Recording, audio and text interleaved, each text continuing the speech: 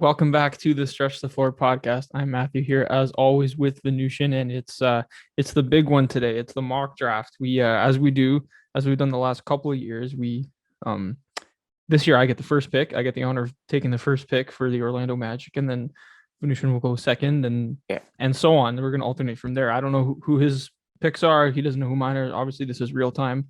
So it's truly a mock draft. So let's get this started off. So the Orlando Magic are on the clock with the first overall pick, and it comes down to two players. Actually, I've seen a little bit of some three-player debates, but in my mind, it comes down to two players, and I'm going to go with Jabari Smith for Orlando at number one. We talked about it a little bit before, potentially fitting with OKC at the second pick, but he compared with, we'll talk about Chet and Paulo after this, but I think Jabari Smith provides the highest floor, maybe with that pick, and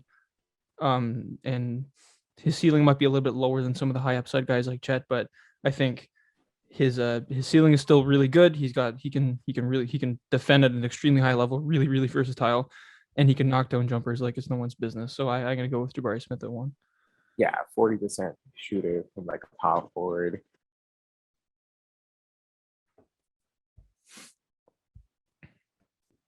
And he's what justifies.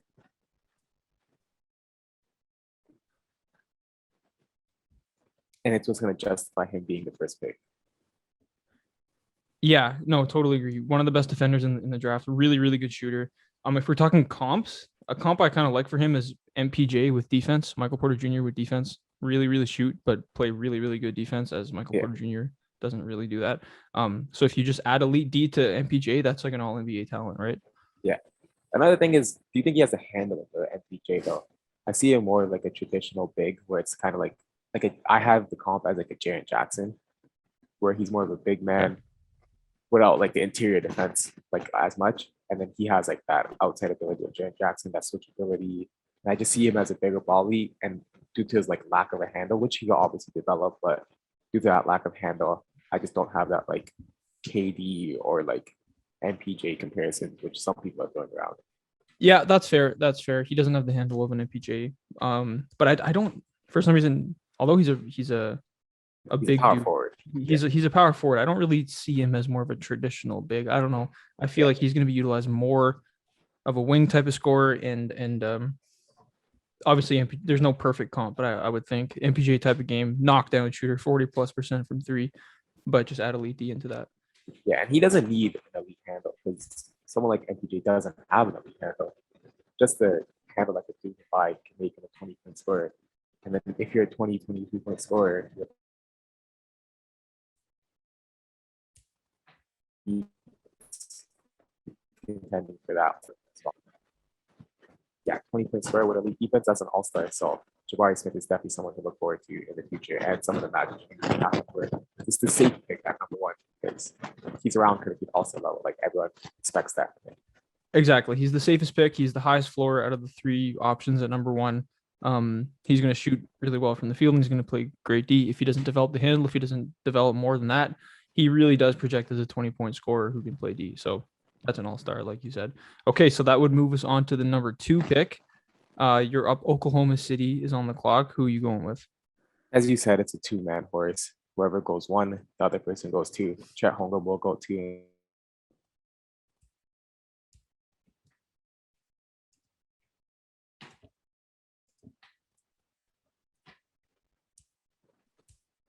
Can play elite big man defense. Chet Holmgren can play elite big man defense of like the caliber of a potential Rudy Gobert, Miles Turner. As that's who I have as like his ceiling, a Rudy Gobert with like an offensive game. His comp I have as like Miles Turner, someone who could do a little bit of both, and someone who I will already be like his comp / ceiling, his comp / floor. It's Miles Turner. Like I think rookie year he's going to be as good as Miles Turner. And someone who I have like as his comparison is like how we saw like New York Porzingis, like where he could do a little bit of everything, right? He could go, he could score, he could shoot the three, and then he could actually play elite defense. He could get the block shots, he could switch on his centers, and he could switch on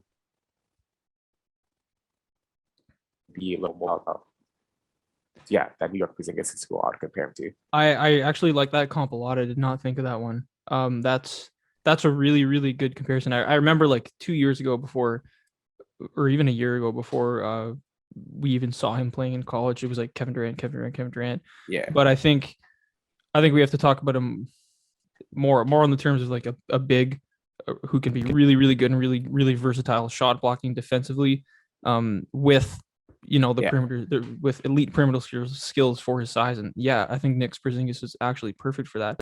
As everyone knows, Chet Holmgren's biggest issue is his frame and his body size and all the weight he needs to add. But as we've talked about ad nauseum on the for sure. podcast, Porzingis' strength of his game is not his low post interior, banging down low Yeah, D. So like I don't really see why the weight or size differences would detract from that comp. So I really like that a lot, and I would agree with that pick at number 2. yeah.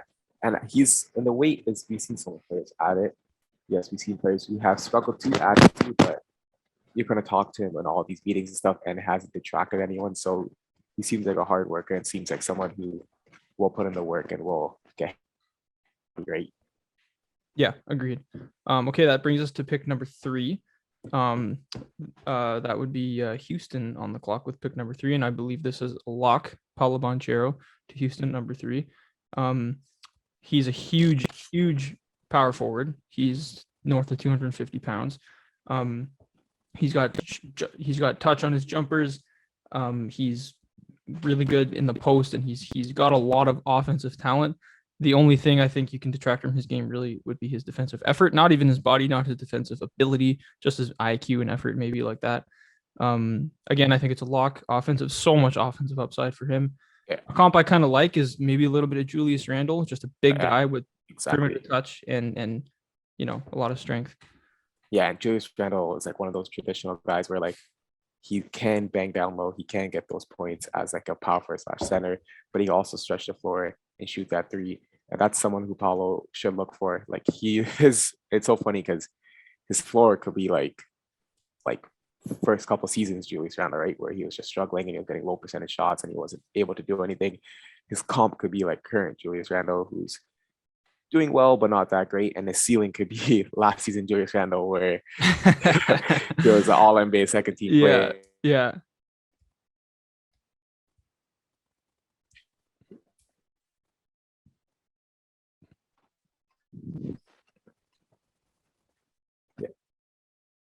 Yeah, so his ceiling being All NBA second team Julius Randle, if he could string a couple of those career or those seasons together, like he could have a really good career. The only scary thing about it is what type of culture is he entering? Like Mhm. this Houston team's culture has been constantly criticized, but I think it will be changed. I think Christian Wood will be traded. I think they will look to trade John Wall, and I think they will look to make trades. And I think as an organization, if we as outsiders can realize how bad it is, I think as an organization, they have it as a top priority and they will fix that. So I don't think that's as big of an issue as people are trying to blow it out into proportions. I think people just want some change to happen. And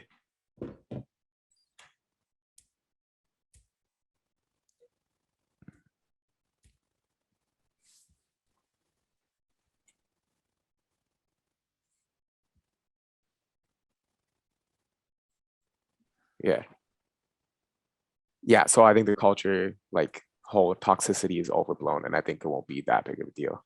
I agree. And I mean, at least offensively, Jalen Green and Paul Banchero is probably a match made in heaven. I think those two complement each other very nicely.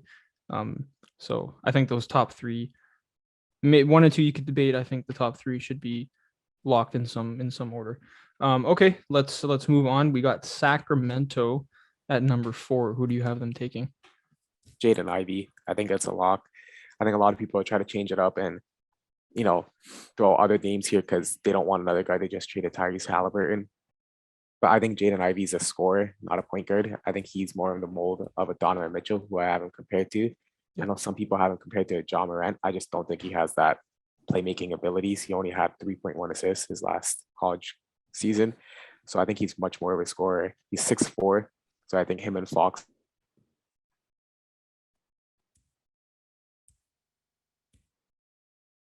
to defensively.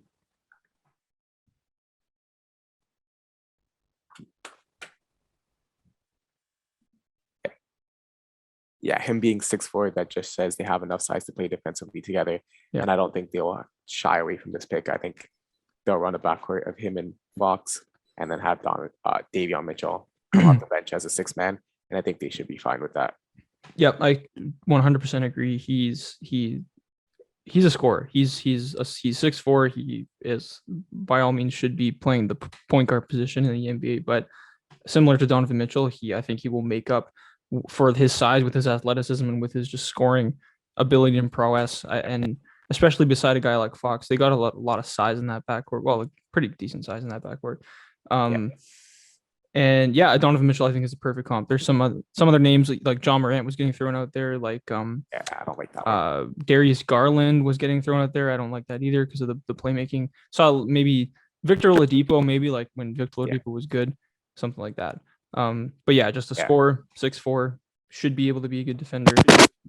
Explosive, really explosive. Got the handles, got the interior finishing, all that stuff. So I think that should be a lock to Sacramento at 4. And I think Detroit will be upset that they don't get him at 5. Sure. Yeah.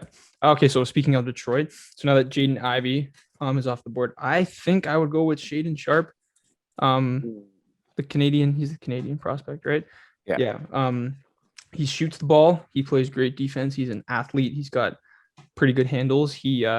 The only thing is he maybe is a little unproven because he didn't play. He didn't really play at all actually in college. But he's just a big wing who can defend and shoot the ball, and it's got handles. Makes you think of Paul George, Jaylen Brown, those types of guys.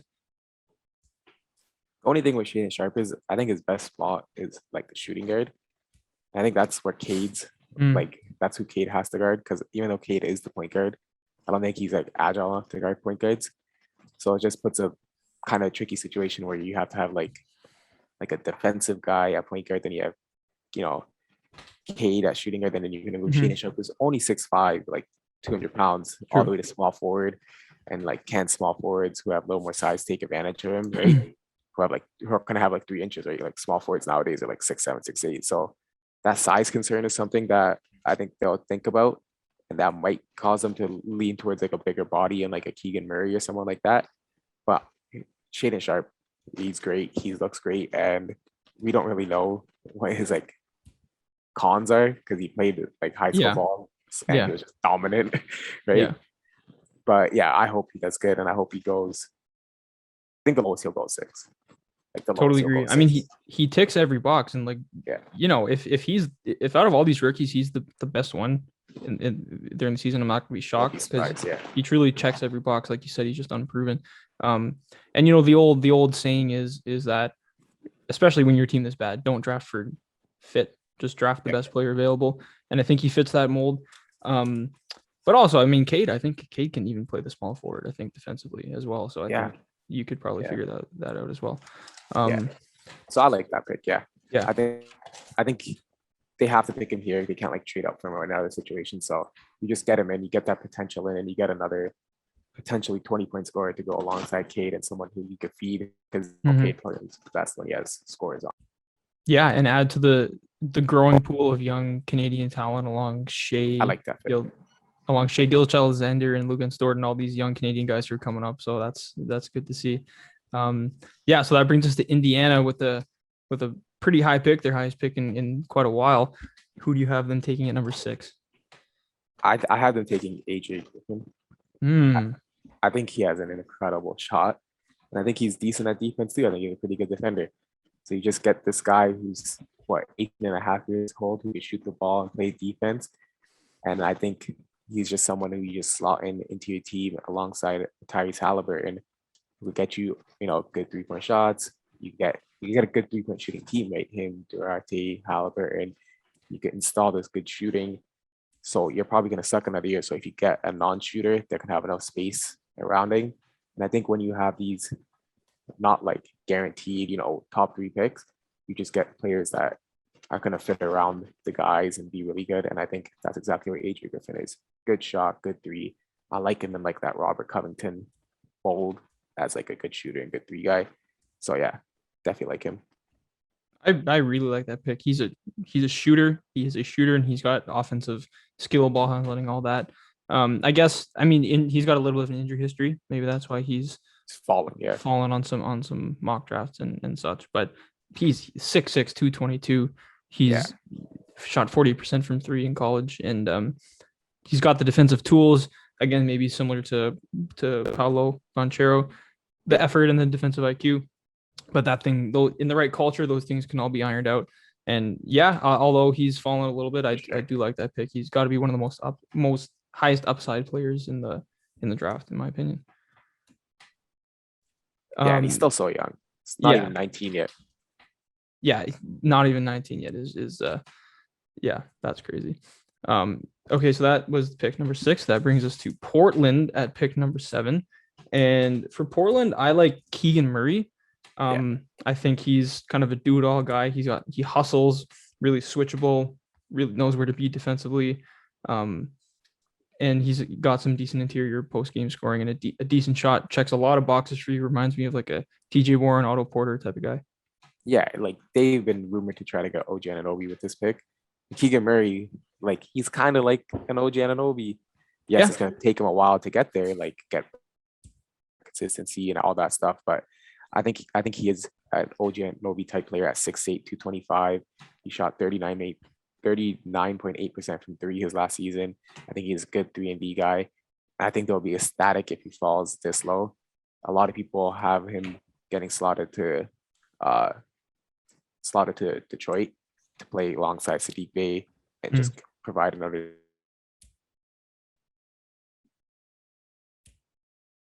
there with them moving alongside Grant. With them moving on from Grant, he's could be a good Grant replacement. But yeah, Portland will be excited for this. And I think if he get this pick, I think they have to think about moving Dame. Because if you get a Simons, Keegan Murray duo, he could be like, man, if you get all that pick from Dame Capital too, you could really rebuild this team and start to rebuild quickly. But yeah, it'll be a very interesting pick to see what they do if they get of the Keegan Murray caliber. Totally. And yeah, Keegan Murray and Anthony Simons pairing is really exciting. And Keegan Murray, like he's already polished. He already plays like an established veteran, but he's also, I think, has a lot of room to grow. Even though he's a little old, like he's already almost 22. I guess that would be a drawback, but I really do think he has a chance to grow. He doesn't really have any weaknesses in his game, and on top of his defense and on top of all that, as he learns the game, gets older, he can add more skills and become more of a go-to weapon offensively instead of maybe just a cutting off the ball and spot up shooting type of guy. Yeah, for sure. I agree. But that does feel like a pick that will be hotly contested in the trade market and hotly really, really sought after in the trade market. So we shall see what happens there. So that brings us to pick number 8. That would be New Orleans, which used to be the Lakers pick. Was that in the Zion? Was that in the Anthony Davis trade? I don't know. But that brings us to New Orleans. Yeah. Yeah, the AD trade. That's how they got it back from. Yeah. With them, they're gonna take Benedict Mathurin. Like he was the most hyped prospect a year ago, and he's explosive. He could score out well. He's 6'7". He has good size. And the reason why he's falling is because his defensive lapses, and he just doesn't try on defense. Well, if you go on this team and you don't try on defense, you're not gonna get minutes. You're not gonna get minutes. They don't need you. You know what I mean? They don't need to pick this high. So I think this is the perfect place for him to land because he needs to play hard in practice and improve his role. And if he does do that, he could be a great 6-man on this team that could just come in and score. I have my comp for him as like a Jason Richardson. Someone who come off the bench, make little, score a little, and play good defense. But I think, like that 6-man role where he does it all, he could perform that all the way to like an Iggy standard when Iggy was doing it back in like 2015. So yeah, I would love that pick for the Pelicans, and I really think that's a great spot for him to land because it's going to motivate him day in, day out to get minutes. Yeah, Pelicans aren't handing out minutes to just anyone who's taken in the top 10. I like that pick a lot, actually. He's knockdown shooter, athletic. The only drawbacks I would say maybe to his game, like you said, is defense. And then he's not like while he's 6'4", 6'5", he's not an incredible playmaker. So you probably have to play him more as like a wing type of guy, or like a 6-man just come off the bench and get buckets for you. I like Karis LeVert as a comp, maybe something like that.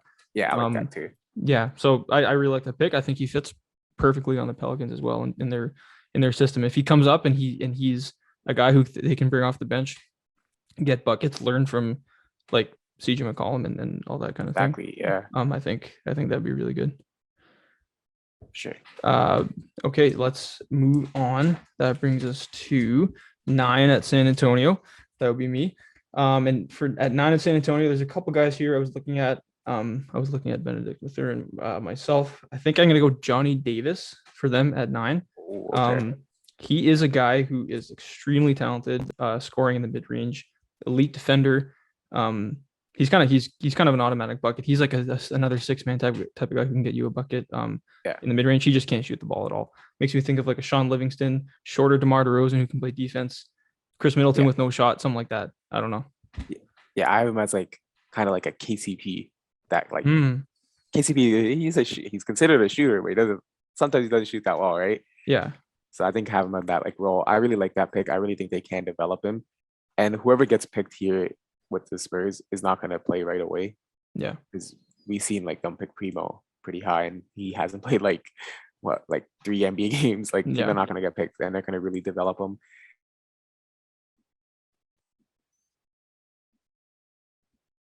Opportunity to do it at a slower pace and that. Yeah, totally. If this guy Johnny Davis can add a 3-point jumper to his game, he suddenly looks like a guy who can score at all 3 levels, a guy who can play really good defense and pretty good size for a guard. Although I don't know if he can be a lead point guard on the team just because he's not a natural playmaker. Yeah. But defense and kind of at will 3-level scoring, I think is anything you'll be excited to get at 12. I mean, sorry, at 9.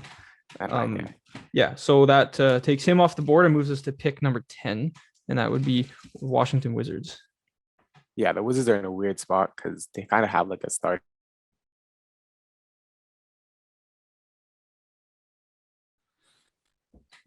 Except for point guard. They don't have a starting point guard. So I'm going to take the best point guard available, and that's Ty Washington. I think he's available on the board.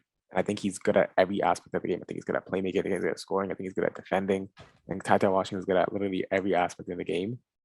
The only con for him, he's 6'3". So he's going to get, disadvantages for being short, but I think he will disprove that. And I think he will be elite player. I think his comp is like a Fred VanVleet, someone who's like literally good at every aspect of the game and it's just short, right? Yeah. So I think he's able to really challenge that and really, really push that, especially with Bradley Beal as his backcourt mate and his like mentor. I think it's going to be a great spot for him to land, and I really do hope they take him. I like that. Fred VanVleet's a good comp. The only thing is he only 33.7% from 3 in his in his year at college. So unproven as a shooter, but Fred VanVleet wasn't enough. Good form. Good form. Yeah, exactly. That's usually what matters over production when it comes to looking at college players.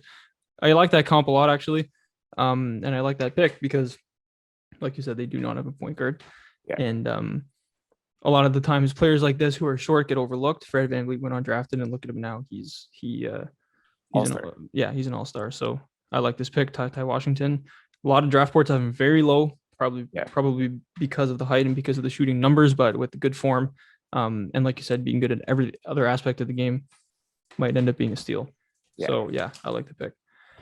Which brings us to the Knicks at number 11, and so now that they're off the board, who am I going to go with? The Knicks at number 11. I think I'm going to be looking at Jeremy Sochan at number 11. Okay, he's a 6'9", 230 wing from Baylor, and he's a really good defender, both on the ball and off the ball. Doesn't shoot a lick at all, but an incredible playmaker. He makes you think of Ben Simmons, a defender who's versatile and can't shoot. Makes you think of Draymond Green and all those kinds of guys. Does he have the playmaking that Ben Simmons and Draymond? Not to that level, but he's got good playmaking for a 6'9", 230 guy, I would say. Oh man, I would hate him on the Knicks. Just imagine Julius Randle's jump shot next to RJ Barrett's jump shot next to Jeremy's jump shot with a center because they play a traditional center in Mitchell Robinson or Nerlens Noel. Not absolutely no spacing, and it would be a very Knicks pick. he's the highest boom or bust pick. Because if he Yeah. develops a good shot or a decent shot, you're looking at all-star, and you're Yeah. looking at a guy who could contend for all NBA. But if he doesn't develop a shot, you're looking at someone who could potentially be out of the NBA. It's a huge boom or bust pick.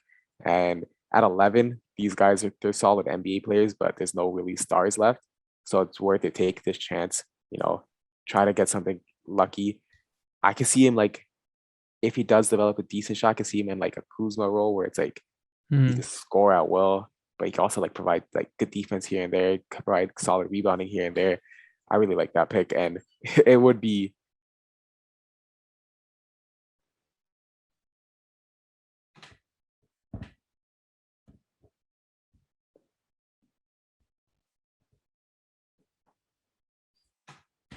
received poorly whoever picks him though.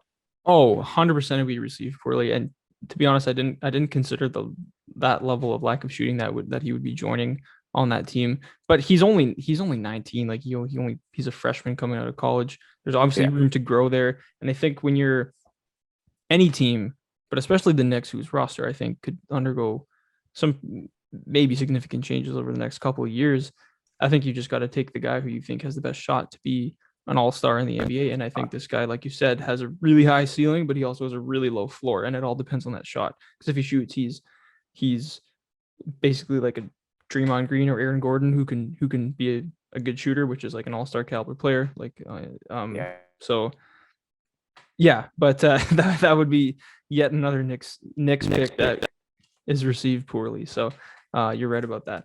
yeah, Okay, so now that he's off the board, that brings us to 12, and there's another pick for Oklahoma City. Two picks in the lottery for them. yeah. They're gonna take a center, and they're gonna take Mark Williams. Interesting. Just a Okay. huge body, 7'1", 240, 7'7" wingspan. He's in that mold of a Clint Capella or Hassan Whiteside. They need a starting center. Like they don't even have like a center prospect really.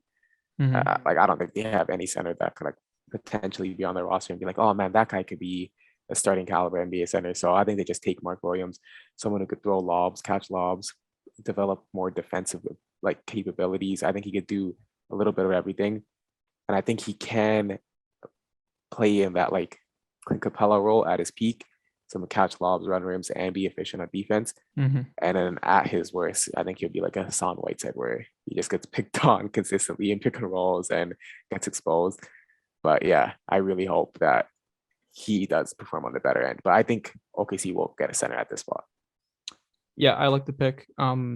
Yeah, Hassan Whiteside, Robert Williams, Clint Capella, all those guys come to mind, Yeah, and I like that pick a lot. He fits into their culture and their core. system nicely. And Yeah, while we know the limitations of traditional centers, I think when you block shots at the level he does with the level of athleticism and IQ, defensive IQ that he has, and just physical gifts, I think you can't really go wrong with that pick. And he should have a long NBA career at the yeah, worst. That brings us to 13 at Charlotte. I was actually thinking center for them as well. Um, but interestingly enough, I had another center higher than Mark Williams on my big board here, and that was Jalen Duren, yeah, um, who's kind of the same mold of player as him. If we're being honest, it's another Robert Williams, DeAndre Jordan type of player. Clint Capella, Hassan Whiteside, yeah. and he basically has all the exact same upside and potential as Mark Williams, in my opinion. Yeah, he does. And he's potentially probably going to go before Mark Williams. I just like that Mark Williams is above 7 foot and it kind of just looks a little Yeah, bigger, right? Like Mark Williams' frame is just a little more impressive. So I went with him. yeah. No, that's true. I think Jalen Duren's a little even closer to Clint Capella in terms of body height because I think Clint Capella is 6'11. actually 6'11. Yeah. So I think he might be like an exact comp, um whereas Williams might be more of like a Hassan Whiteside because Hassan Yeah. Whiteside's massive, and if you could just Yeah. avoid his downfalls, then he's going to be a better player. But we shall see. So yeah, that brings us to the final pick of the lottery, which would be 14, And and that's Cleveland. Cleveland's ecstatic. Cleveland is dancing around because they're going to get Dyson Daniels with the 14th pick. Dyson Daniels with the 14th pick coming off the bench, playmaking and scoring on that team. And he's going to have, like, what's the starting lineup going to be? It's going to be Garland, Sexton, Karis Levert, Mhm. Mobley, Jared Allen. So now off the bench, Tyson Fallon's going to have the help of Kevin Love and just an elite six man where he knows he doesn't need to be a top five scorer, not even the sixth best scorer. He just can go in there, play, make, shoot, do a little bit here and there. Cedi Osman's going to take a little bit load off him, and he's just going to have such a good, nurturing environment to be around. But he could do so much. Like, I really think he could reach a Hall of Fame career Mm. in the right system. I think he could be of that Manu Ginobili level type player. And I have the comp as like a Josh Giddey. I really think he could. His playmaking is really underrated. I think it will be showcased a lot at the NBA level, and I really think like this would be the perfect spot for him to land with Cleveland. I like that a lot, actually. It's fallen quite a bit in our mock draft here. Yeah, Like you said, they're going to be ecstatic, and I agree with you on all those boxes that he checks. Great defender, great playmaker. yeah, Just his IQ and understanding and impact on winning is kind of immeasurable.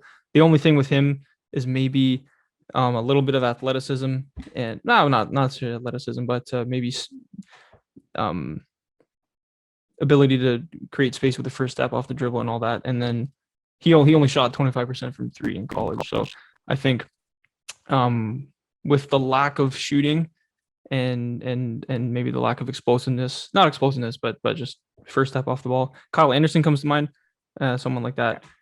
So yeah, I don't know. What do you think of that? yeah. Just like I think he's a little like a little skinnier than Kyle Anderson, so that's why I went with Josh Giddey instead as like Yeah. the comp.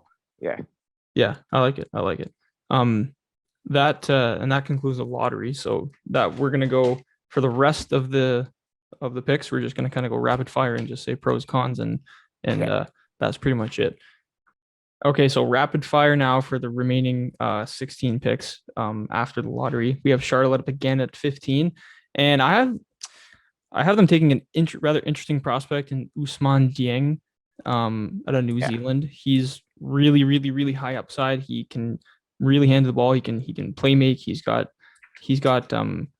defensive physical tools similar to a lot of the guys in this draft, but maybe the awareness and the effort isn't quite there. He just can't shoot at all. So yeah, someone of his length, someone of his skill on the ball makes me think of a Brandon Ingram who just can't shoot at all. yeah. So I think that would be someone to compare him to. Yeah, I have him as like a Desmond Bain without like a shot. Okay. Someone who could, he could play, make a little, score a little inside, uh, play great defense, play really good defender, Yeah. positive defender. And then as that shot develops, he'll enter Desmond ring territory and become a consistent starter as that shot develops. Yeah, totally agree. Yeah. Okay, let's move on to number 16. That's Atlanta. I think they're going to take Tari Eason. He's a 6'8", 215 power forward. And there's one word to describe him, that's defense. And that's what you need alongside Trae Young. And that's exactly what Atlanta is going to look for. Defense, defense, defense. And that's what this young guy is going to bring. And he's going to provide at a high level. And him, Jalen Johnson, they to that John Collins expendable, which is what the rumors have all been about. So that's why I think they're going to go for a power forward, because I think John Collins will get moved. Yep, I like it. Hustle, defense, interior, scoring, shoots the three well. Makes me think of a Jeremy Grant as a ceiling type of guy, maybe. Yeah. Yeah. So that moves us to 17. That would be Houston. And all the guys I had written down are off the board. So now I have to go with someone else. Okay. So this is Houston at 17. I'm going to be taking Okshai Agbaji. You didn't take him yet, did you? No, yeah. I didn't. Okay. I like him a lot. He's a 6'4", 6'4" wing who plays really good defense, can shoot the ball, just projects as a 3-and-D type of guy. Yeah, he is my Desmond Bain, like fully comparison. Yeah. I like him because he could shoot, he could play defense, he could roll to the rim, and I really like his ability to just be a starting shooting guard on any team in NBA. And I really think he will win that starting shooting guards position in that Houston spot. And I think they will move Jalen Green to the point guard. And I think this will cause a lot of change for Houston. A good positive change, though. Totally agree. Player that you can plug into any lineup and can become the starting shooting guard. So now we're on to Chicago at 18. And I know this is going to be a reach because a lot of teams have him a little lower. Some teams have him in the 20s, 30s. Man, I'm just going to take it. I'm going to take Nikola Jovic. Mm. I think he has a little bit of everything. I think he could do, that Hedo Turkoglu slash Boyan Bogdanovic role. And I think when you have him with Chicago, where you have him off the bench for such good scores and such, a potent offense, just come in and he could just slowly transition to the NBA. And Hmm. if he hits, you have a really good starter with a lot of potential. And if he doesn't hit, he's a bust. It is what it is. It's just someone you take at this level who could potentially become a starter or an all-star or even more. Yeah, you know what I like? I kind of like the reach. It's really it's kind of hard to come up with a comps for him because he's just so like we have no idea Like a what he's. Hedo, like a Turkoglu kind of. Yeah, like I guess like maybe if he like everything goes well for him, like a Danilo Gallinari type of guy. But Yeah. again, yeah, it's a reach. He might end up being out of the NBA in 2 years, and he might end up becoming a Hall of Famer. So it could go either way. And hey, if when there's someone who's that boomer bust, sometimes you have to take the risk. Yeah, so I don't mind that pick Yeah. at all, actually. So now we're on to what is it, 19 Minnesota. And I like them taking where did he go? Jaden Hardy. I like Jaden Hardy at 19 to Minnesota. He's another wing. He's a guy who can really score, maybe projects as a 6-man type of guy. I don't know. Yeah, I think he's kind of really good on the ball guy who can kind of get you a bucket and maybe projects as a 6-man. Needs to improve his shot though. Yeah, with Malik Beasley most likely being traded this offseason, Jaden Hardy could be a good replacement for him coming in and, being that 6-man type role. Yeah, I like it. That brings us on to pick number 20, San Antonio. Yeah. And with pick number 20, San Antonio, they kind of want power forwards because that's what they're lacking. They have a lot of guards. So I'm going with someone who probably might go a little lower, and that's Kendall Brown. I like his size at 6'7", 200 pounds. He's only 19 years old. He just turned 19. He reminds me of like that Alfred Gamina, like that Mo Harkless, someone who plays good defense. And these are just the guys that San Antonio gets this low. They can play good defense, come off the bench. Just can provide some minutes when Keldon Johnson needs a breather. Just Keldon Johnson needs a breather, you plug him in and he can do his job. And I think I like exactly it. what I like it. Athleticism, defense, and shot the three really well actually. In his 1 year at college. So hey, you can get someone like that low that can probably give you good minutes right away. I like it. Yeah. So that's going to bring us to number 21 at Denver, and this is this the pick they just no. 21 at Denver is going to. I like Blake Wesley for them. At 21, he's another 6'3" guard, 187. So okay size. Another bucket getter, maybe projects as a 6-man, kind of similar to a guy they already have on the roster, Bones Highland, I think. Bones Highland, yeah. Yeah. Him and Bones Highland could be like off the bench. Yeah. Who could provide a lot of help. That backcourt duo off the bench could provide a lot of help, especially when you throw an experienced Monty Morris. I think it could really provide a lot of help, especially when they're all can play point guard and shooting guard. And we know how much Malone likes playing those 4-guard lineups, which Denver fans hate, but we know he likes his guards and he'll probably take someone of the caliber of Blake Wesley. Yeah. Yeah, agreed. Before we go on, the trade that just happened today, we're gonna draft for Denver. We're at Denver's at 30. Okay, cool. Yeah. Just before we confirm. Okay, so now we move on to pick number 22, and that's Memphis.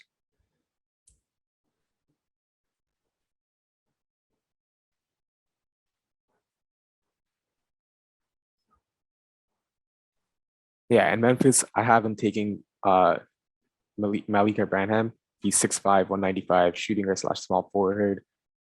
Just someone who I feel like could replace Kyle Anderson. Just another wing that could provide some versatility, great ball handler, finisher at the rim. And he'll get a lot of rim opportunities with how potent and how good this Memphis team is.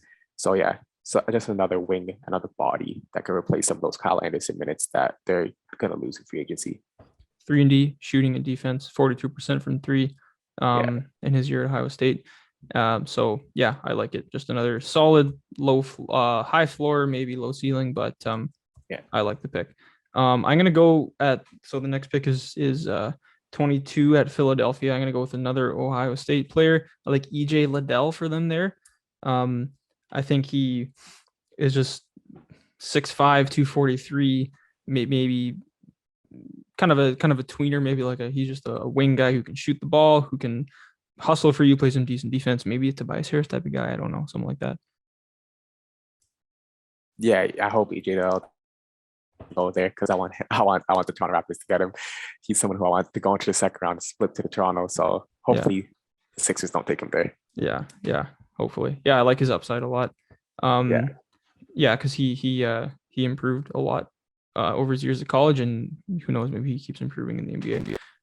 Okay, let's move on. We're at 24 to Milwaukee. Yeah, and what does Milwaukee always like? Shooting. And we have another 40% shooter still here. Jalen Williams hasn't been drafted yet.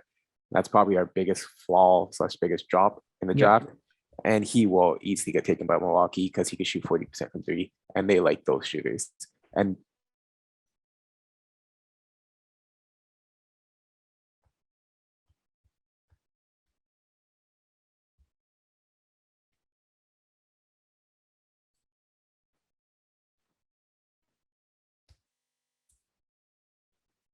yeah, when you have Giannis, you need those shooters.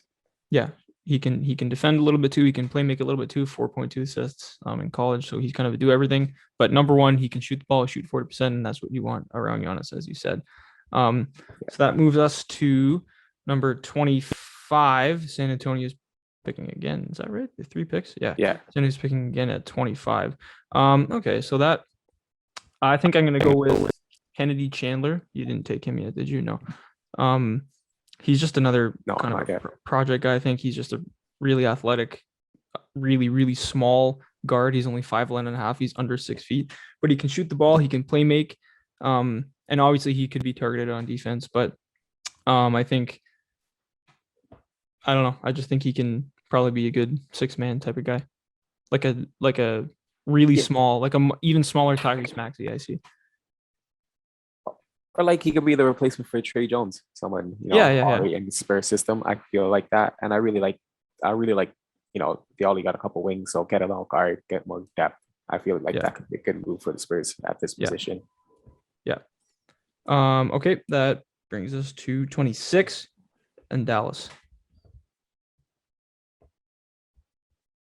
When you're looking at this spot, we haven't taken Christie yet, and I think that might have been an oversight on both of us, but Max Christie, 6'5", 190, shooting guard, can shoot the ball pretty decently, pretty decent defensively, pretty good quickness. I think he's going to be taken here. Reminds me like a Landry Shamet, small frame, that can shoot the ball decently. Very slender, 6'6", 185, but great shot and decent length. So someone just slot in, and someone like Luka could get open threes. Yeah, exactly. Shooter, someone who can help out Luka, play off Luka, take pressure. I like it. Probably 6'6" guy, even if he's only 185, who can shoot. Maybe a little bit of a drop, falling to 26 in our mock draft, but that's just, some guys just slip. That's just how the draft goes sometimes. So now we have Miami at 27, and they could really do whatever they want. But I think I'm gonna go with Dalen Terry out of Arizona. He's a 6'6", 195 wing who kind of fits a Miami mold because he can really defend and he really hustles. He just his shooting's a little streaky, but I think he can still be a good shooter. Makes you think of like a Will Barton kind of guy, maybe. Yeah, kind of like his role. Kind of see him even like potentially being like point guard. Yeah, like I see his playmaking really, really improving, and I think he has shown flashes where he could really be a good bench point guard for a team. Yeah, agreed. 28 in Golden State, who might be coming off a championship when they're making this pick. Has to be Walker Kessler, 7'1", 255 center. Just another big body. They always kind of lack big bodies in Golden State. So you just got a cheap one that could, do a little bit here and there. Defense, rebounding, great size. It's all you kind of need. That's it. He's over 7 feet. He's 256, and he can block shots, and he can throw down lobs, and he knows where to be on defense, and that's all you can really ask for out of a center at pick 28. Right. So yeah, I like that. That brings us to 29, and that's Memphis. And I kind of like Memphis going with Bryce McGowan's. He's 6'5", only 180 at 6'5", so he needs to put on some weight there. Doesn't shoot at all, 27% from three as a freshman, but he's really athletic and um, he's really comfortable with the ball in his hands. He's really skilled in that way offensively. If he just added a shot, I think he could be a 3-level scorer who could maybe start, maybe come off the bench and be an explosive spark plug type of guy. Yeah. And he's obviously someone who could like just score, but not at like the traditional like 3-point shot level. So once he adds that 3-point shot, he can really, really open up his game for him. Yeah, I like it. Okay, one more pick to go. That leaves you with 30. Oklahoma City picking, or sorry, that's Denver. Denver is picking at number 30. Yeah, so Denver traded of 2027 future first round protected pick, probably heavy protections on that pick, alongside Jermichael Green for this pick. And they got this pick, the 30th pick, and a couple seconds. So that's the trade. And with the departure of Jermichael Green, I think they're going to go for the other Jalen Williams, Jaylin, who's 6'10", 235 power forward. I think he just slot into that Jermichael Green role. I don't know what his shot is going to translate.